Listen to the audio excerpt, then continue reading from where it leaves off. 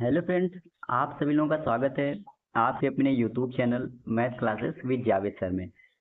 तो फ्रेंड्स, आज के वीडियो सेशन में हम कवर करने वाले हैं 15 सितंबर के मोस्ट इम्पोर्टेंट करंट अफेयर्स के क्वेश्चन।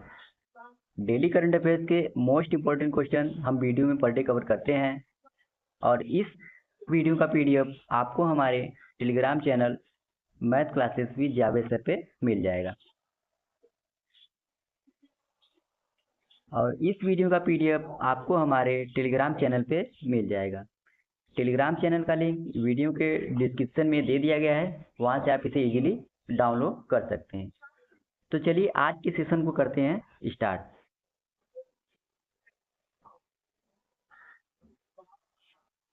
तो पहले हम लोग फ्रेंड्स पिछले दिन के करंट अफेयर्स का क्विक रिवीजन कर लेते हैं। इसमें पहला है, केंद्र सरकार ने सुप्रीम कोर्ट में कितने नए एडिशनल सॉलिसिटर जनरल नियुक्त किए हैं?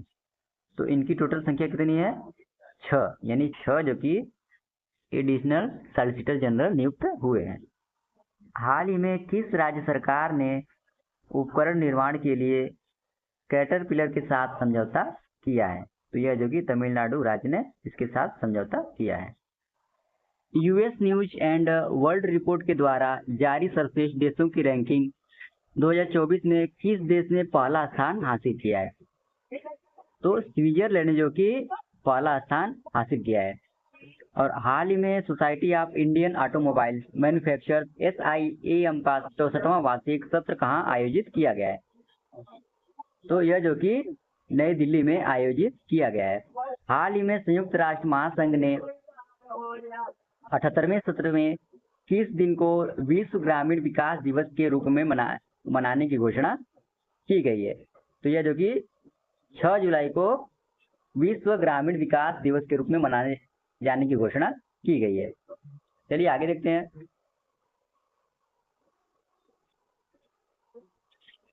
हाल ही में कौन मतदाताओं को सभी स्तरों पर न्यायाधीशों का चुनाव करने की अनुमति देने वाला पहला देश बना है? तो मैक्सिको जो कि यह पहला देश बना है जो मतदाताओं को सभी स्तरों पर न्यायाधीशों का चुनाव करने की अनुमति दिया है। हाल ही में किस राज्य ने 17 सितंबर को प्रजा पालन दिवस के रूप में मनाने की घोषणा की है? तो कर्नाटक राज्य ने इसकी घोषणा की है। विदेश मंत्रालय ने R रविंद्र को हाल ही में किस देश में भारत का अगला राजदूत नियुक्त किया है? तो आइसलैंड देश में जो कि R रविंद्र को अगला राजदूत नियुक्त किया गया है। हाल ही में NPCI ने भारत में UPI भुगतान सीमा 1 लाख से बढ़ाकर कितनी की है? तो 1 लाख से बढ़ाकर जो कि 5 लाख कर दी गई है। हाल ही में सेप्सिस दिवस कब मनाया गया है? तो 13 सितंबर को अभी हाल ही में जो कि सेप्सिस दिवस के रूप में मनाया गया है। तो ये तो थे फ्रेंड्स जो कि पिछले दिन के करंट अफेयर्स के क्वेश्चन। अब फ्रेंड्स आज के करंट अफेयर्स को कवर कर लेते हैं, जिसमें पहला है, सितंबर 2024 में केंद्र सरकार ने PME ड्राइव योजना के लिए कितने बजट की मंजूरी दी है?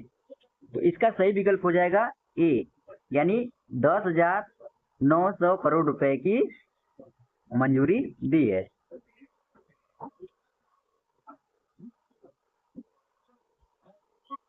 प्रधानमंत्री नरेंद्र मोदी की अध्यक्षता में केंद्रीय मंत्रिमंडल ने भारत में इलेक्ट्रिक मोबिलिटी को बढ़ावा देने के लिए PME ड्राइव योजना को मंजूरी दी है।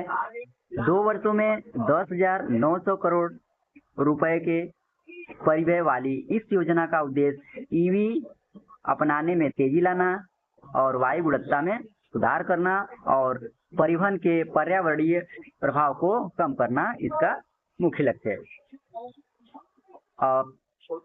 PME ड्राइव का फुल फॉर्म क्या होता है?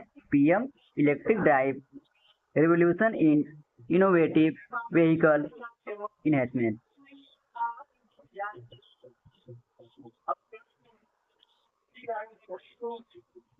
केंद्र सरकार ने अंडमान और निकोबार द्वीप समूह की राजधानी पोर्ट ब्लेयर का नाम बदलकर क्या कर दिया है? इसका सही विकल्प हो जाएगा C, यानी पोर्ट ब्लेयर से नाम बदलकर जो कि श्री विजयपुरम कर दिया गया है।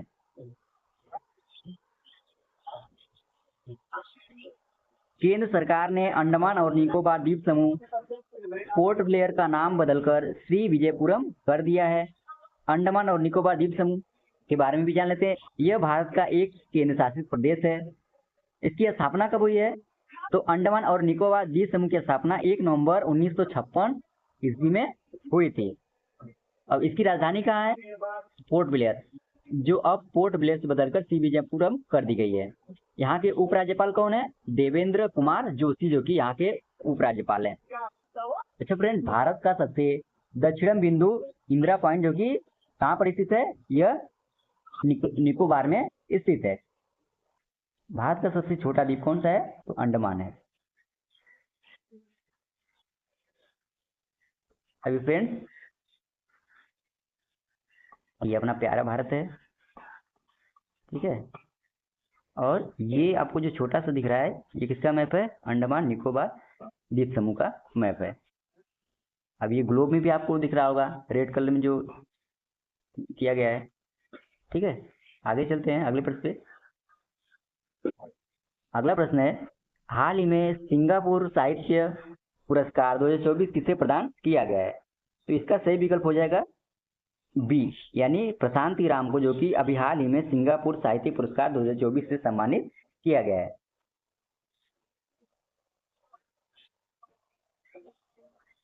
अब संबंधित तथ्यों को भी कवर कर लेते हैं। भारतीय मूल की लेक्चरर प्रशांति राम ने सिंगापुर साहित्य पुरस्कार जीता है। अब किस पुस्तक के लिए उन्हें साहित्य पुरस्कार दिया गया था? तो उन्होंने पुस्तक नाइट यार्ड साड़ी के लिए सिंगापुर साहित्य पुरस्कार दिया गया था। नाइट यार्ड साड़ी पुस्तक 2023 में प्रकाशित की गई थी। यह पुस्तक सिंगापुर, सिडनी, न्यूयॉर्क में फैले एक तमिल ब्राह्मण परिवार की पीढ़ियों के बारे में इसमें दर्शाया गया है। अब हम लोग फ्रेंड कुछ प्रमुख साहित्यिक पुरस्कार को भी कवर कर लेते हैं। अंतर्राष्ट्रीय बुकर पुरस्कार 2024 किसको मिला है? जेनी एप्रेनबेक। साहित्य अकादमी युवा पुरस्कार हिंदी में किसको मिला है 2024 में? गौरव पांडे को मिला है।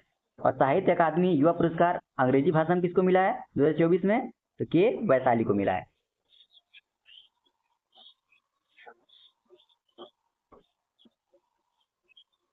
और 58वां ज्ञानपीठ पुरस्कार 2023 किसको मिला है?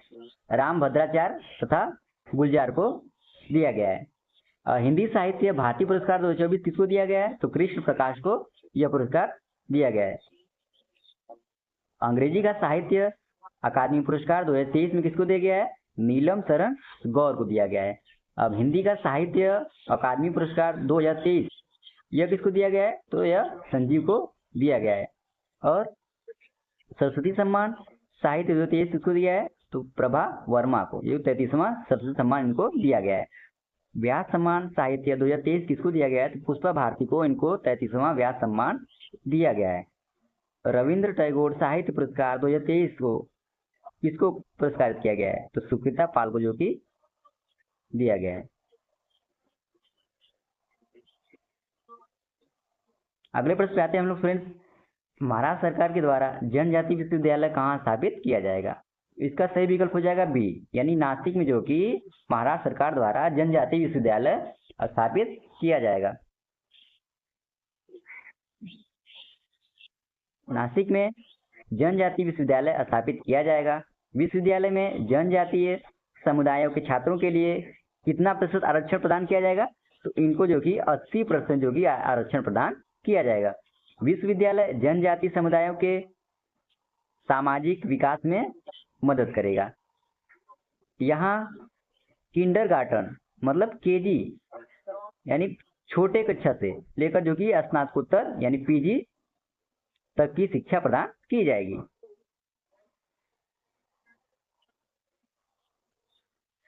अब हम लोग जो कि फ्रेंड्स महाराष्ट्र के कुछ करंट अफेयर्स को भी कवर कर लेते हैं। महाराष्ट्र सरकार ने लॉजिस्टिक नीति 2024 को मंजूरी दी है। महाराष्ट्र सरकार ने मुख्यमंत्री युवा प्रशिक्षण योजना शुरू की है।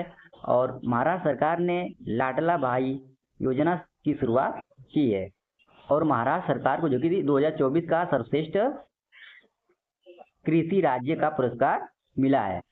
सुजाता सैनिक महाराष्ट्र की पहली महिला मुख्य सचिव बनी है। महाराष्ट्र के माधवन में एक बंदरगाह विकसित किया जाएगा। अब यूनिफाइड पेंशन स्कीम यूपीएस लागू करने वाला जो कि पहला राज्य कौन है, वह महाराष्ट्र है।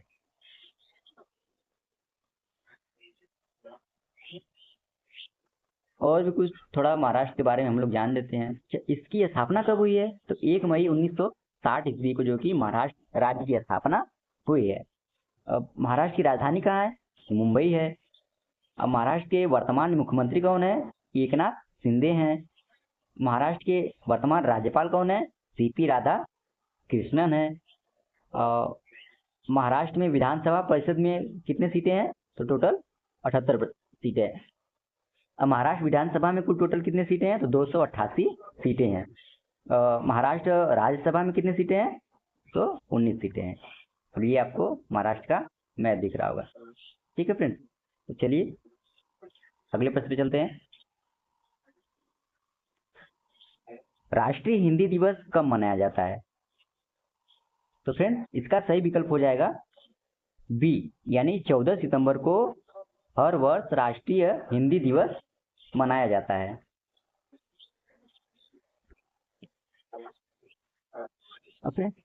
राज्य या प्रशासन की भाषा को राजभाषा कहा जाता है।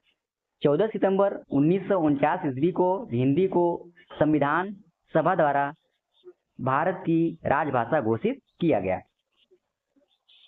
इसलिए 14 सितंबर को प्रत्येक वर्ष हिंदी दिवस के रूप में मनाया जाता है, जबकि 26 जनवरी 1950 को हिंदी को भारत की राजभाषा के रूप में संवैधानिक मान्यता प्राप्त किया गया था। और हिंदी भाषा को देवनागरी लिपि में लिखा जाता है, यानी हिंदी भाषा को बाएं तरफ से दाईं ओर लिखा जाता है। और भारतीय संविधान के भाग 17 अनुच्छेद 343 से 351 राजभाषा का उल्लेख किया गया है। संविधान के अनुच्छेद 344 के तहत राष्ट्रपति ने 7 जून 1955 को बीजी खेर की अध्यक्षता में प्रथम राजभाषा आयोग का गठन किया गया था। अब फ्रेंड्स यह भी जानना जरूरी है कि विश्व हिंदी दिवस कब मनाया जाता है। 10 जनवरी 1975 में प्रथम हिंदी विश्व सम्मेलन कहाँ पर आयोजित हुआ था, यह महाराष्ट्र राज्य के नागपुर में आयोजित हुआ था। इसलिए 10 जनवरी को प्रत्येक वर्ष हिंदी दिवस के रूप में मनाया जाता है। अब चलते फ्रेंड्स अगले पॉइंट पे।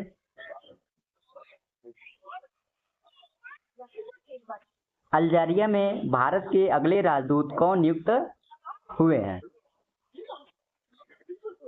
तो इसका सही विकल्प हो जाएगा फ्रेंड्स डी, यानी डॉक्टर स्वामी विजय कुलकर्णी को जो कि अल्जीरिया का राजदूत नियुक्त किया गया है।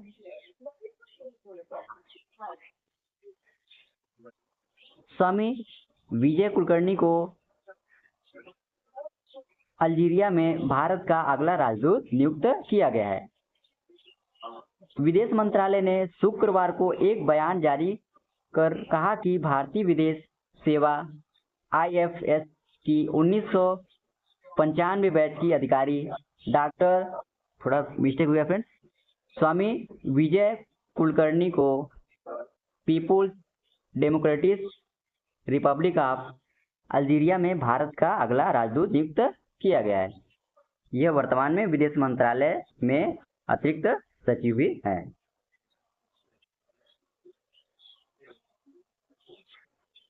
अब अल्जीरिया उत्तरी अफ्रीका में स्थित एक विशाल देश है। 5 जुलाई 1962 को इस देश को आज़ादी मिली थी। क्षेत्रफल की दृष्टि से अल्जीरिया अफ्रीका का सबसे बड़ा क्या है, देश है। अल्जीरिया तेल और गैस में समृद्ध है। साउथ अफ्रीका का प्राकृतिक गैस का सबसे बड़ा निर्यातक देश है। और अल्जीरिया की राजधानी कहाँ है, तो अल्जीरियस है। अल्जीरिया की मुद्रा क्या है, अल्जीरियाई दिनार है। अब अल्जीरिया के वर्तमान राष्ट्रपति कौन है, अब्देल अजीज बोतeflika। अब अल्जीरिया के प्रधानमंत्री कौन है, अब्देल मालेक सेल्लाल, यहाँ के वर्तमान प्रधानमंत्री हैं।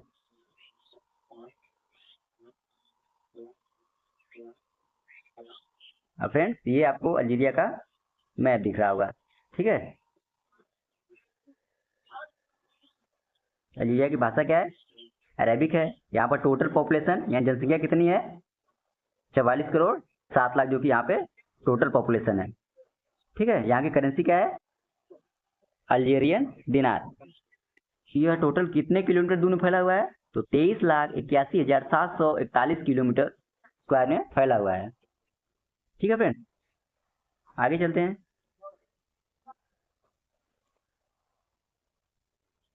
केंद्रीय गृह मंत्री अमित शाह ने कहाँ 7वें राष्ट्रीय सुरक्षा रणनीति सम्मेलन 2024 का उद्घाटन किया है?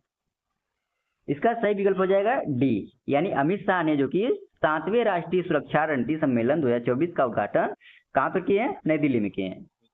केंद्रीय गृह मंत्री अमित शाह ने 13 सितंबर को नई दिल्ली में 7वें राष्ट्रीय सुरक्षा रणनीति सम्मेलन 2024 का उद्घाटन किए हैं, ठीक है फ्रेंड।